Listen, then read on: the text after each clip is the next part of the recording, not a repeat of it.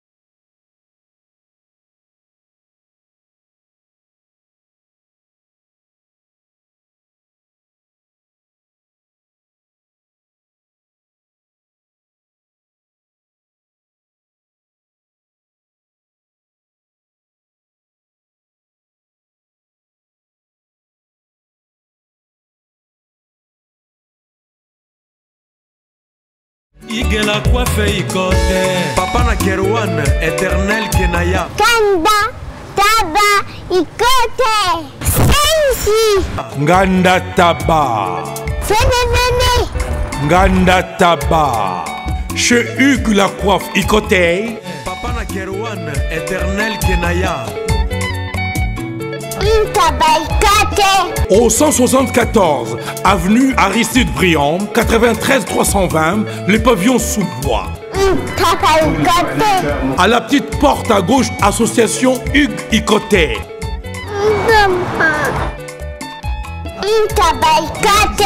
01 41 55 0000. Ntaba Ikote. Descartes Construction et yeah! Fini l'inquiétude pour la réalisation de vos constructions de rêves en RDC au prix imbattable. Grâce à votre entreprise installée en RDC uniquement pour vous, spécialisée en construction, réfection, bâtiments, immeubles, vente de terrains, travaux publics, avec les ingénieurs architectes qualifiés au prix incroyable. Descartes Construction est aussi spécialisée en luminosité des bâtiments et éclairage public, installation des systèmes d'alerte, intrusion pour des maisons et véhicules et tout d'autres services.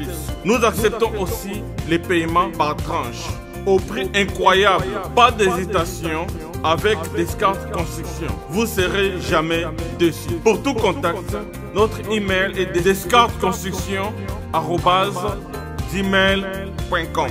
Notre numéro de contact plus 447 93 92 82 813 et appelez-nous pour Kinshasa plus 243 89 91 56 86 2. Descartes Construction à Tozana Mbongo Moké, opération Tongana RDC. L'agence d'export et d'import Michulu Atlantic Shipping et yé bana ya Canada, bana ya USA, bomitungisa lisusuté. Pour tous vos achats et ventes de voitures, pièces de rechange et les accessoires possibles. Na koti na ba koli na bino na Kinshasa, bomitungisa penza te. Please, bakoya kozwa koli tina ndako. Pour tout contact, benga Michel Lukadi. Plus 1 508 371 60 43 USA na Canada. Pour la Kinshasa, benga na plus 243 89 551 30 38.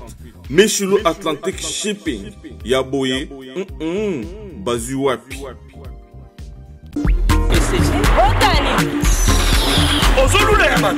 Il y a eu un peu de comme un bon. Na pomade awatoza. Na pomade awatoza. Mais moi c'est la radio kuma. En ligne osoma pomade naturelle awatoza. En ligne www.awatozaacrème.com www.awatozaboutique.com. Soit appelez au numéro 00 33 75 11 10 975. Bona adresse ya kosomba pomade awa toza 70 rue Marcadet 18e arrondissement métro Marcadet ligne 4 pomade awa toza esalami na bana mboka ba congolais na banzete ya mboka Congo bokeba na pirate mpona kovilisa bamole mipende sima pe tolo somba gamme ya pomade awa toza mase yango na baparti oyo olingi evimba sima ya 3 mois on suit résultat. Raph Ngindu, félicitations pour la promotion, c'est la rapport à l'artiste. Que Dieu te bénisse. À connaît pas demander, il n'y a rien en face. Ici Cappuccino, LB, Rambo 2, Mister Double Face, la musique bio sans microbes. Suivez Congo Promo TV avec le PDG Raph Ngindu. Eh ben, on est makambo. Bison des solutions. Nanenga mabete Congo Promo Raph Ngindu. Aza mutu aza na mbongo boga, aza na bakara danger. Donc, mutanzalate. En tout cas, félicitations, merci Sito et Oumela.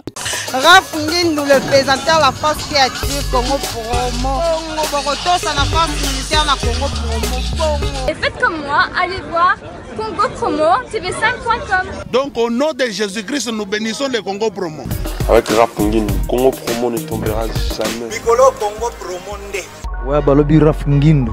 Congo Promo toujours, grande puissance. Come Congo Promo qui torcos net in a film. Congo Promo babundana nango. Raph Ngindu. Congo Promo. What a plus, what another boss là.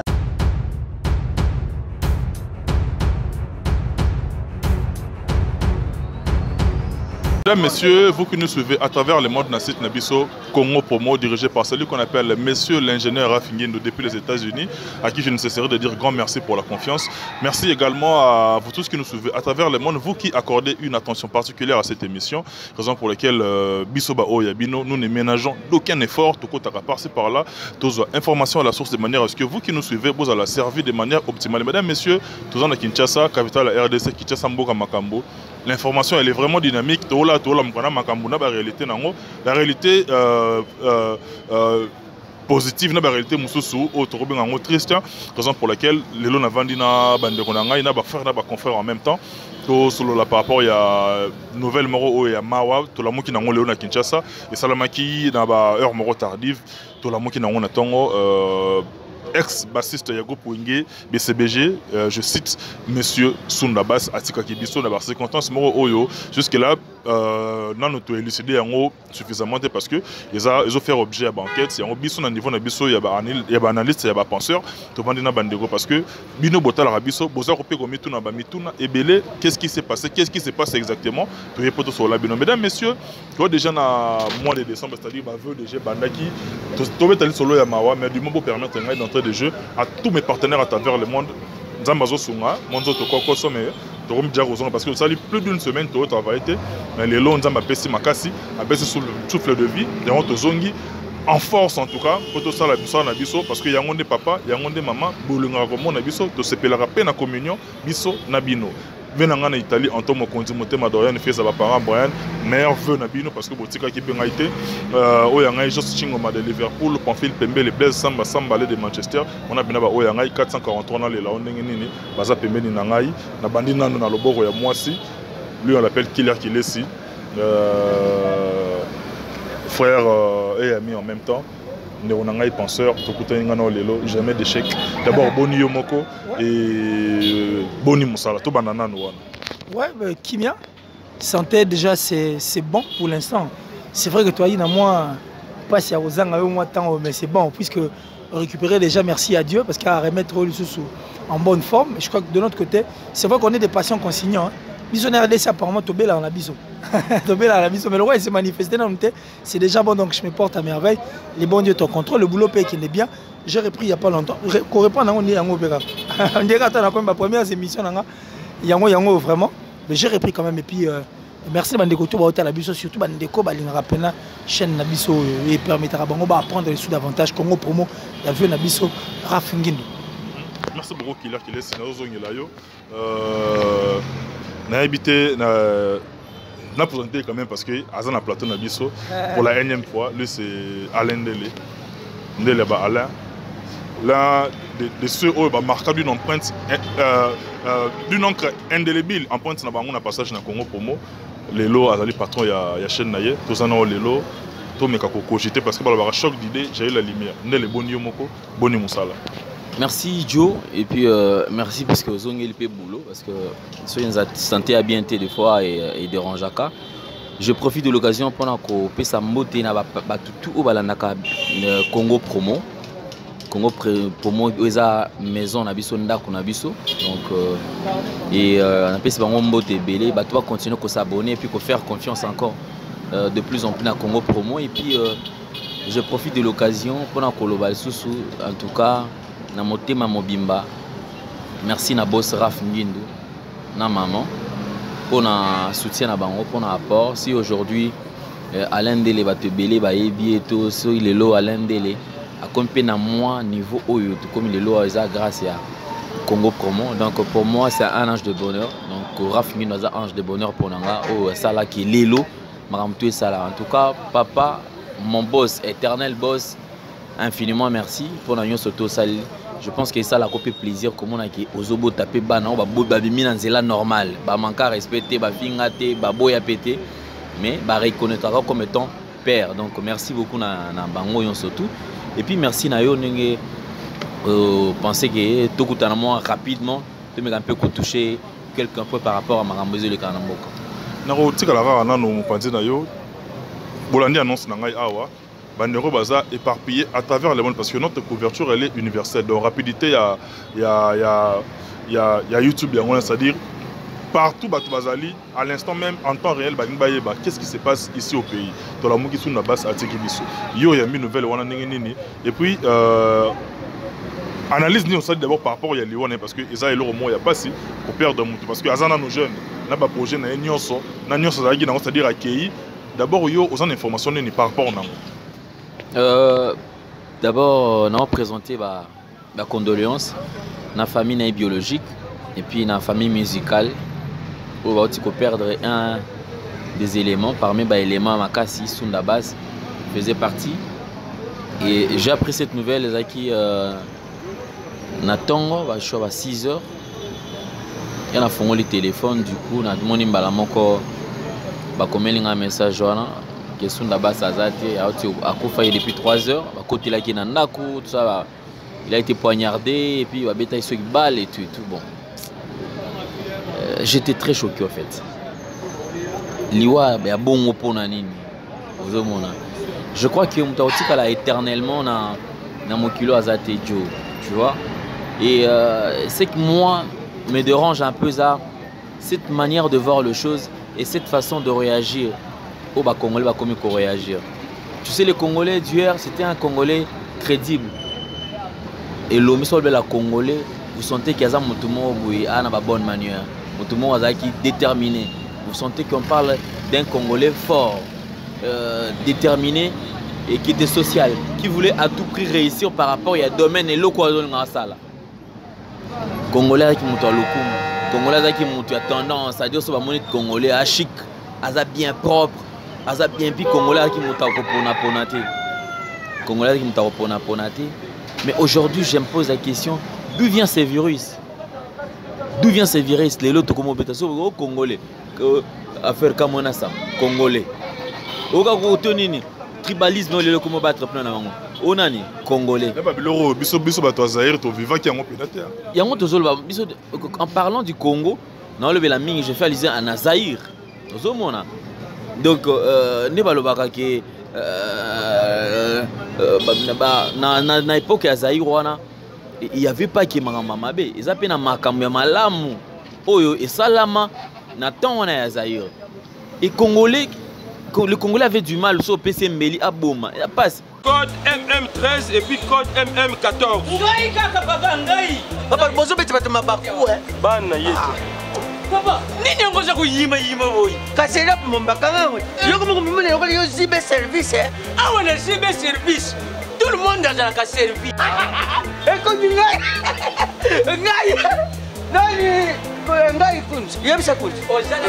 Lou. Puisque zibe service na janvier, dans un kati Angola. Brazzaville balai. Omoni. Kuzanga kuive jaili we mubimbo leo. Na Brazzaville.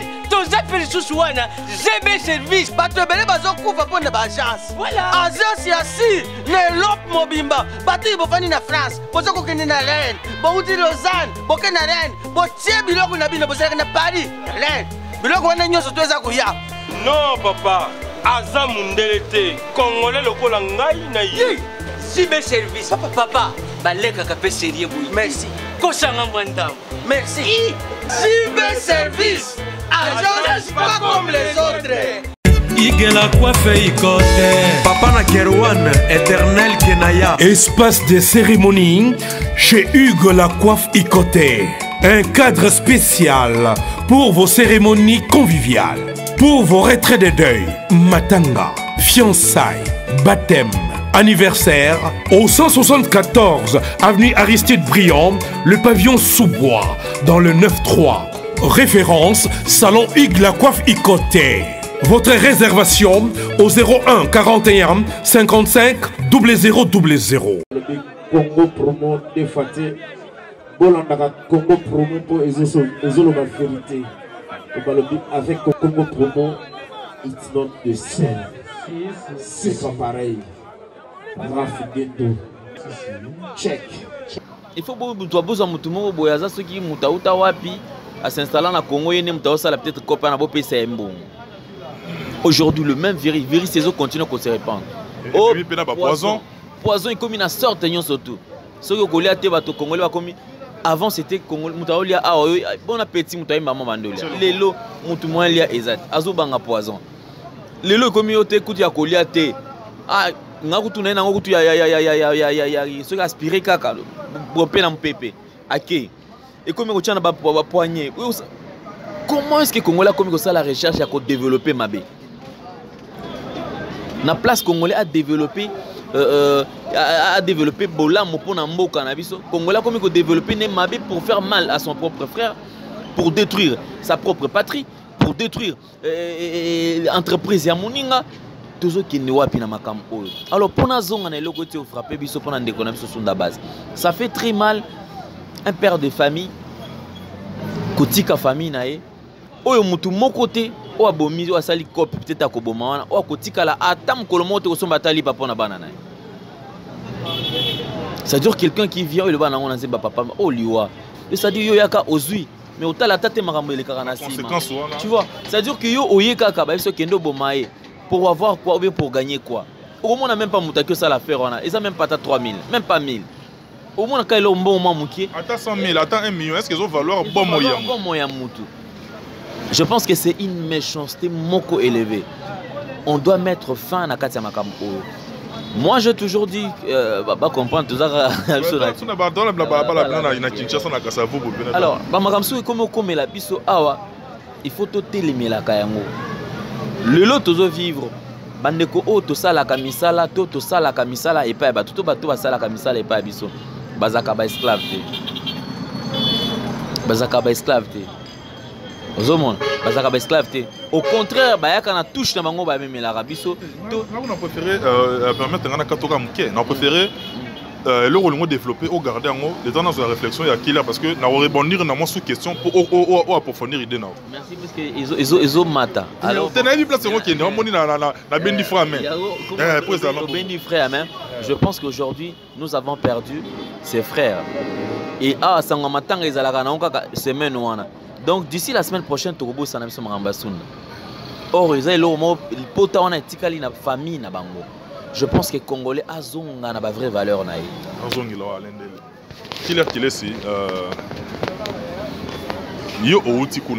Parce que nous qui parlons, c'est-à-dire on a pris le temps de réfléchir, on était en contact avec toi, mais yo kendagi ti kuna sur place makambo salamaki. Et qu'on ni yo memeli biso ya kuna place yo outi, place makambo na ko salam. Ben et qu'on a eu place na outi. Bato ba yi sunda bas. Na bateau orchestre, na bateau baza tout autour et les personnes avec qui à chaque instant. Bazo reconnaître t'es en Sundabas un monsieur méchant. Nga on a tout naï mutu moi zagona na bine na regretter caméra zagina on te place na caméra zagi place mdous. Na tu na tu reconnais pas kaza un monsieur méchant parce que à Koufi on est derrière la muta Koufi ne mabe balwa mabe mo ite. Voilà, la tuni est-ce que bon abinanga te. Non, le bon pour les on a vu un abisso, tu as la ya, tu as répété, tu auras bien temps, soit on dit ma goûte un artiste. Ma rampena aux azanango, biso tu n'en te monnaie dans côté. Et puis tu éviter. Bon, et là on y a comme ça là qui est comme oh ah, bataille comme on va voir autant. Bon, elle n'a qu'au tika la tika la. J'ai encore cherché. Bah déjà qu'on incriminer quelques personnes, quelques noms et bah déjà qu'on. Surtout dans les cameaux, mutumo kutabi na ngabi so eza pona moi si na ndimité. Oh eza ka faire mbongo makambo tondako lo bango on dirait ti lelo yango ka payer ça les mikande tondako lo ba. Mati autant moi ba poani bo ba précaution va tout parce que tout le monde a les alors mo benetika et lo ba minango ka mais est-ce que tout le monde a comme réalité donc pour cette personne Alingeka a affirmé que ce n'était qu'un compte à rendre. Ce monsieur a voulu rendre son compte na moto tam soit sala qui est mabé. Ou soit parce que moi pour moi etali mbongo to parce que pour moi etali so eloko nini. Bon to mettre gars à fin na vie na. Et c'est de là où tout s'est passé. Alors chose bizarre là que mon a foula en place à Zali même ceux qui ba biloko bongo yo salema pendant l'acte au tir le monde ou pendant l'action au tir le monde ba yaté pour que toi doit banga. On a zéro intervention. Zéro intervention puis en dehors il y a zéro intervention, ils ont même dit que kuna so muta continue mundi qui est extrêmement dangereux. À tel point que yo robi miselongita msozo le kanao mais à battre pour au monde des témoins gênants. Dommage collatéral. Voilà, dommage collatéral donc c'est que OK car et c'est dans ce sens c'est ce qui avait fait que Batumusu Baïgi n'a pas intervenir avant tant on m'a situation c'est le roi ça pesait des saligues mais plus les cameaux ils prenaient kuna et ça quand les cameaux à compte à rendre via Zagina Mutuana Zagana promenade vieux tiens lui qui a assis ça vieux nandenge na yé on nandenge na kalisaki atiki bango na passe donc ça dit bah tu n'as pas de ballon makam nandenge na et puis bazo kanisa déjà héros et l'oroni ni basala pour que ba ko aboutir c'est mais bino boza na obéissance na bino tie ya ko luka sala comment dirais-je enquête ba bino te atana molili o bango ba bomé asa mutu munene to kotika été parce que tala biso kutu azana bana biso ba musicien ba faim bani tout donc il y a eu des histoires beaucoup d'histoires en tout cas qui ont été dites sur le terrain oyo neto soli na musala biso to sala lokoza musala investigation on ne veut pas dire des choses comme ça mbala moko boye il faut to revendre dans les sous na yango to meka kota la siko ba point est-ce que jusqu'au dernier moment avant yo lo ngwakuno ya au rejoindre biso awa est-ce que tiki police scientifique sur place au ba mais bazo ça ba enquête voilà coup de faut comment on a ma big aussi là quand on voit comment on a marqueur ça dit il y a ezala écouter ba police za inde biso na bandeko balé pemene po to longwana to yeko po corps ba chimina na monkole en fait beaucoup tineni yo que yo kuti déjà corps et longwa longole corps c'est longwa qui déjà comment qui déjà na monkole et tant biso to so longwa to comme na monkole donc juste tanga na olinga na longwa il y a eu un appel d'un autre collègue artiste musicien ouais tu n'as eu position dans mon qui passe na monkole linga alors je regrette que to longwa déjà mais j'ai laissé mon caméra j'avais laissé le caméraman place wana et je crois qu'il sera nous dans pas longtemps pour que tout il est un fait clair parce que dans la moi modeste connaissance il y a monde juridique c'est-à-dire lorsqu'il y a décès il y a assassinat genre voilà c'est-à-dire pour corps et ça la extrait il faut au préalable une réquisition il y a procureur c'est-à-dire quoi rigolo il faut police scientifique et sur le terrain bah ça la constat et puis pourquoi on est il faut impérativement réquisition en réquisition il y a procureur ou azana et sort pour ballongo la corps mais comment expliquer ballongo le corps et qui est mort c'est un peu bizarre mais c'est ce qui est plus bizarre c'est vraiment ce qui est plus bizarre et aussi parmi les informations d'aujourd'hui on nous dira que à tableau va servir d'indice exact ba téléphone donc ba kuti ya kufi ba téléphone nezati donc ça dit ba téléphone ba kenango pour à mi-mois, ils vont voir en fait cette personne qui était à côté, qui est en train de parler. C'est comme s'il était aussi en communication. Il était en communication, mais la carte il était en train de communiquer, c'est pas sur WhatsApp ou quoi que ce soit. Donc le téléphone était entre ses mains. Mais il y a un téléphone en tout cas, ne vous en faites pas, donc il n'y a aucune trace. En tout cas, en criminologie, il n'y a jamais de crime parfait. C'est-à-dire crime. Quelle que soit forme basali crime parfait et dans la raté c'est-à-dire ceux qui vont loki indice c'est aux alaka en akati c'est un principe connu de tous mais yo moko qu'il est au Kendaki l'isole Betami il a été assassiné de façon owana ozolo banga wana bana na ye okuti bana netani parce que même qu'il a poto bana par cause de la prise en charge par Bapsi parce que il faut traumatiser bango il faut produire par répercussion même na kokolo na bango parce qu'on a des amis à partout à travers le monde masalanga Jos Chingoma la tanga ikombo masalanga Jos Chingoma na Liverpool Pamphile Pembe le Blaise Samba ça dit moi bazaki batu ya Sunda il fallait babima na nzembo sunda na BCBG et ndenge pesa ki mo mbri ba mutu na bango ça dit bazara na ye bana mai ba ole la tonga ba tuna eza nini et on a préféré ki to solo na ba bino ozala ki sur le terrain bana na bazana etanini sikoyo. Bon, quand nous sommes tant biso de Goma qui on n'a pas vu des enfants, peut-être que Bachaki Bango Moussika, parce que déjà quand nous va vivre cet événement comme ça, hein, voir ton père, ça dit comment que papa ça l'a battu par bandit, ça va vraiment le mot, il n'y a pas si mini. Les enfants n'étaient pas là, peut-être que Bazagi moi va déplacer, va faire déplacer qui Bango, peut-être il n'y avait pas des enfants en tout cas, mais plus c'était des personnes. Tout autour, il y a ma voisine et puis bateau yébié personnellement. Maintenant, on te connaît dans mon col, puisque moi, embrouillement, c'est dans mon col. Tout le monde était parti, tout le monde seulement c'est-à-dire embrouillement, pénézagi place on a pas. Moi psychose, moi psychose. Psychose ma quasi. Et comment on a que perdre mouton, tu vois ce que ça pouvait faire. Mais je crois que tant qu'il on espère maintenant aller avoir des informations vraies. Il faut tous on appelle deuxième papa. Crime parfait à la raté. Alors investigation parfaite peut à rater. Donc tu as raison pour moi un élément monsieur pour permettre toi apprendre sur davantage et puis tous au moins lumière sur cette affaire. Mais là au moro ndela lobby avant la zone ça m'a micro n'en est pas ndele. Ndela a épinglé le moro très important, c'est-à-dire culture wana. Ya rolongola ko ote mutu am. N'habité on dirait comme ko élire domicile na niveau mboka na biso. Ni comme ko maneti moi hein monnaie courante, c'est comme manette normale. Comment me s'en a ma bébé, papa? Où allons-nous? Comme je l'ai toujours dit, maître, il y a que moto a Simbi Vert, mon hiver est à Poitiers. Si tu as un maï na kati, tu as un tas, bacheti. Si tu as un Poitiers, soit ici au Tchangoboy, ils appellent Poitiers. Mais après 10 minutes, 15, 20 minutes, et comment repéser? Et c'était parce que comme il kilo pour vers tout à son kilo mais articulation au CD. Voilà, articulation CD, c'est de même pour Nabiso. C'est de ça les rétrospectives tous ont au Zaïre. Au Zaïre les gens n'étaient pas violents et puis tu vois biloko t'es tant au Congo parce que na Zaïre goûter là na Zaïre. Moutagi même n'a pas si au bon moment là. On a tué le poison coup va tuer le poison mo retardé. Na souci ka keta musu ba retraité o bika ça on attend la rata tata musu na to découvrir poison ça li ba traité au bika. On va sur sursis. Sursis voilà, on vivre au bika pour na pas ça bon monter mais mon konza mon quand même que na tchela yo poison mais ça retardé. Pour tita musu ba olandelo au bika. Mais ce n'est pas le cas aujourd'hui. C'est dit ndeka wazo ka ba ki monter ma ba sika ya sachet et katami et les gens commencent à tuer. Chose est très au salemate.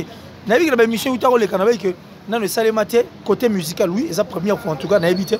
Maliboso na mona qu'on a battre un artiste musicien. Et c'est la deuxième fois on a battre un artiste Yamboka. Le premier artiste on a mona battre ba cribler ba balle comme ça qu'on a tué c'était vers le zone Mbonge. Alors ça la théâtre et pas ya Mouyombe gauche et puis ça groupe naï. Et aujourd'hui c'est Sunda Bass. Ça dit ça acte moro autoroki jamais je dis bien ko tolérer et puis ko kumisa na sima ko otevi na artiste moko a la fierté ya moko na biso. Quand mususu mutu opère obeta masasi yana alingaka mwasi na nzembo libéré. Quand mususu asenga pe mwasi na pardon na nzembo libéré. D'une manière ou d'une autre apportant na ba vie à Batobele. Apportant na ba vie à Batobele mais pourquoi seulement il faut finir avec une personne comme ça? Et le roni ba sola raté. Sur ça qui ta mususu na nyongo pourquoi ni ko na TV? Ou si tu devais quelque chose, pourquoi ne pas venir le dire à la télé? Oh nuire à ta réputation que oh TV ya mutu mobimba kufa. On est ça le roi box. To motema ya famille na yo ba arracher. Non seulement la famille, mais ma paix à nous qui sommes congolais parce que nous sommes habitués à auditionner la musique congolaise. C'est chose grave. Atiki album dans le studio. Les enfants, la famille et tous ces gens qui l'entourent. Pas si on a moutou na monyango tiango izo kam sangai. Et les commanditaires, bato ba commanditaka biloko lokwa oyo. Pourquoi seulement il faut faire mal à un être qui est semblable à toi? Et puis les lots, moi, sur comment on appelle ça de l'année, on a tout. Sur tout le monde, moi, c'est moi, si moi, et puis on a 50 000 $. Parce que la vie, en fait, la vie humaine, ça dit, n'a pas de prix. Voilà. Donc ça dit que cette vie n'a pas de prix. Nous avons montré que la vie n'a pas de prix. À 4 éléments même prix. Pour appeler ça, tout le monde, de façon qu'il y a haute vie, nous autres, il y a Sunda Bass. En tout cas, c'est très déplorable. Et puis, il y a ça, acte autorisé. Jamais, en tout cas. Qu'on accepter puis qu'on loue. Dans un killer chinois, le Tinabiso Azawana au fourré au moulin, dans un l'endele, je crois que vendre l'ango en long et en large et de travers. C'est-à-dire, bateau bata la biso ka bazana besoin ba évolution ya sujet wana. C'est-à-dire n'un qui l'air à lobby pour que ça on peut temps. C'est-à-dire à partir de demain ou après demain, c'est-à-dire semaine au cas on est tout qui est dans boye. To bana ko pour récolter information par-ci par-là de manière à ce que tu vendre sango to cogiter et puis tu tirer ba leçon na ba conséquences lango.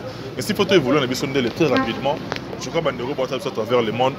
Oyo ba mituni oba zokisa mina mutema oba za meurtre ndi baloba na lopoto. S'il faut s'adresser à bango au nini et puis s'adresser à la corporation musicale parce que bazali touché moi on a bango bazali touché ma partenaire na biso au la bango. Je crois quand même que courage na bande konyo surtout. Je sais que mes missions sur internet il la makaka awate et comment tu la de part et d'autre. Na rosenga s'il y aura quelqu'un qui aura peut-être une information vraie concernant dossier Oyo et qui a yebi penza ça les crimes à dénoncer. C'est un virus où est comique c'est-à-dire il comique se répandre partout à travers la République. Or biso ba congolais tous en makambo yote. Alors c'est maintenant au biso nous tous à la UNU pour dénoncer ba genre ya makambo ya boy. Parce que oh lelo peut-être yo kol ba que non ah maman est alingati. Lelo za tour ya sunda peut-être lobby et go za peut tourna yo. Et ne pense pas peut-être que yo tourne à cause peut-être poser un problème na moto et cause peut-être pour un téléphone na yo mon kaka et bomisio moto se pelite ndé le quoi yo za na téléphone na yeza na besoin yeki ndazala nango to le kolo 1000 francs na yo to moi 10 euros na mo boye okomotambola nango na kisasa awa bazu boti convoitise tu vois boti convoitise. Alors ça bilo mon qu'il faut vraiment tout dénoncer. Je demanderai également aux Congolais na bande konyon surtout oyo baza animé na bonne foi vraiment pour soutenir famille wana. Je crois que Sunda est parti et puis Atiki Bana. Soyons sensibles aux cris de détresse et je fais aussi appel na papa chéri JB Piana, c'est-à-dire presque 20 ans pratiquement ensemble, c'est-à-dire que en dehors bakabona ekaka peut-être na musala mais basala déjà famille. C'est-à-dire que fali yemoko papa chéri akende au-delà ya qui to ya réflexion na on a aussi la preuve ya maturité na responsabilité akende rapidement pour assister famille wana s'il y a possibilité même qu'il y a mais un peu co-organisé parce que papa chéri les lo baza ba comme na bambongo ebele ils sont millionnaires parmi bato basali bazoli ba yeli bango bambongo wana basunda bas aussi baza parmi vous comprendre. Alors, ceux qui kozwa quoi porter ne fils que ta touche na famille wana et aux alamala mingi. Famille BCBG et assister bandeko. Et ezala kaka ya BCBG les artistes en général. La famille musicale. Famille musicale bozala uni. On en a marre na ba clash na mutua ezulelo sunda parce que zaki ba BCBG ko ki pe kozwa mundeko mususu. On en a marre pour na makamyo surtout oyo. Je vais m'adresser également à ba responsable tout ba dirigeant mboka na biso.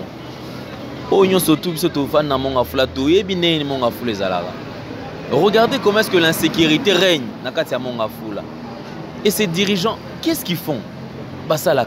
On en a marre, nous sommes fatigués. Peuple congolais, Azaya Kolema, Nabanda qu'on a bango basé éclairé, ceux qui courent ils ont groupe électrogène, départ unique. Mais ce que tu côté sunda ndeko sunda fanda kakuna, yomo so ba biso que no 21h kota kota na kende yomo o kokate o banga. Okobanga insécurité, c'est-à-dire on va n'a pas de responsabilité. Et ceux qui généralement kuna o ata dossier za o bona dossier za kuna nase pour ba kene vers souciat boko beta makolo bolemba. Quand il y a un problème, police moi kuta ya place bi batwaza ezati. C'est-à-dire police eza musala osala kaka na baba nani awa te na ba place hôtel pe na centre ville te. Ba kene voir même na ba fin fond kuna. Tu vois? On en a marre, nous pensons tous que peut-être le 23 Marambo c'était aussi là, tout le monde a bilongi à Sika, tout à la paix Marambo à Sika pour Nambo Cannabis parce que nous sommes Congolais, c'est notre droit. C'est tout ce que moi je peux dire et puis courage. Bien qu'il soit les Amawa, mais quand même pour entrer depuis janvier, décembre, et puis nous avons qui laissé, des annonces. Pour je crois quand même nous représenté prochainement. Mais les lots quand même, je tenais vraiment à remercier puisque Et c'est la chaîne où ça peut-être que tu vas découvrir na poto. Et puis la chaîne où on est mamignon sur nga tu es bandé les banda. On peut ça monter na montiali bosso na bandi ba émission et puis on présenter ba vieux nga ou atinelanga ata short. Montiali bosso na Congo Promo. Mon vieux Dadi Mavungu les garçons frères totika la famille mais nazolo par rapport à bola monae original baby nguma pona oyasala pona nga et Joël Moya Dior wasala pona nga LM22 je vendais à match pona nga et puis y a Roger De Mampouya, y a Gianni Sita, Djongan Poutoubangamcho depuis Suisse-Hollande, Tabou Fatou top modèle, Maloris la congolaise, Chouchou Natatila. Faut comprendre, Bissou, toute la période de campagne électorale, ils ont campagne à un moment maquillé. Donc, merci Nabangon surtout. Encore une fois. Autant que Tabou Fatou a raisonné, Malamoro, Tabou Fatou a dit qu'il y avait un Moui, Major Moui, Tonton Moui, il y avait en Belgique, voilà, et ça l'est bien. Voilà, donc, tu peux famille Djibril Mbayo. Tu peux et puis, Nazongi na Congo Promo, Serge Piana, merci beaucoup pour Nagnon Sala Ponanga. Christian Mbouyi, merci beaucoup pour Nagnon Sala Ponanga. Et puis, Bandeko tu à Congo Promo, Yves Pan, Joe Matopé. Dada international Pazalaka na équipe. Sinon Gianni célèbre, bonne guérison petit, il faut un boulot. Gianni célèbre. Une maladie on est qui est musique. Donc surtout batiki langa mona na Gianni célèbre image, bonne guérison na yo. Bika zongela cop donc toya to assister le sousou. Batutu bazalaka na Betty Masengu. Bandeko tout baleka na Congo Promo oyo to sala on sala place moko. Encore une fois de plus éternel boss. Boss Raph Nguindu, merci beaucoup pour nous ça là pour la bus. Merci beaucoup Olendele en tout cas toujours comme on a vu ce que on a vu ce qu'il est ici jamais d'échec n'era de mesala robengaye en tout cas on la pesi mutali bosso a kanisa raye na pe na kanisi bato ya liboso oyo na 2016 ya to bandi batali bosso oyo ba okende bina bo asali au mois de la Paris sali au pese ngomakasi là je vois mon ami Joss Chingoma de Liverpool. Abogelanga moi Colivilla et ça l'a peu bienvenue Kamba. Ça a raisonné fait ça l'a bien puis venanga moi on a parlé on a papi conscientona. Atindelanga wiko. Tinanga téléphone à wiko na moi ambri ya chomba tindelanga téléphone à wiko. Venanga papi conscientona. Ça na monio fou moi Japon na okara bien quoi. Qu'il est. Comme on a déjà na atterrissage. Un dernier mot par rapport à la tragédie wana et puis au Kabona Pena ba oyayo na vu que mon bayaso a monu aza derrière au CPL.